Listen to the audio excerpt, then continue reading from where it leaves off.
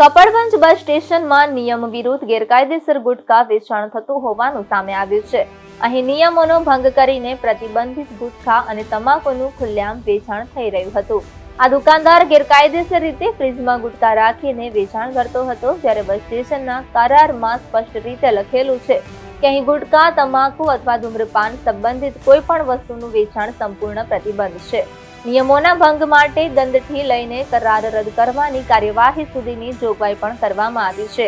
2 દિવસ અગાઉ પણ આવા જ ગુનામાં અન્ય એક સ્ટોલ માલિકને 5,900નો દંડ ફટકારવામાં આવ્યો હતો, છતાંય નિયમોનો ભંગ ચાલુ જ રહેતા હોવાનું બહાર આવ્યું છે.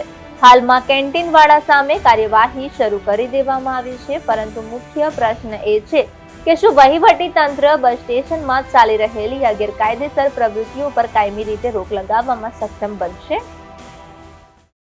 એસટી ડેપોમાં ધૂમ્રપાન પ્રતિબંધ વિસ્તાર છે, જ્યારે આજે એક દુકાનમાંથી પ્રતિબંધિત ચીજ વસ્તુઓ વેચાણ કરતા મળી આવ્યા. શું કહેશો તે બાબતે? એ બાબતે એના સામે કાર્યવાહી કરીશું, સખતમાં સખત દંડ કરીશું. એને અગાઉ પણ એક સ્ટોલમાં આ રીતે બનાવ બની લઈને 5,900 રૂપિયા દંડ કરેલ છે.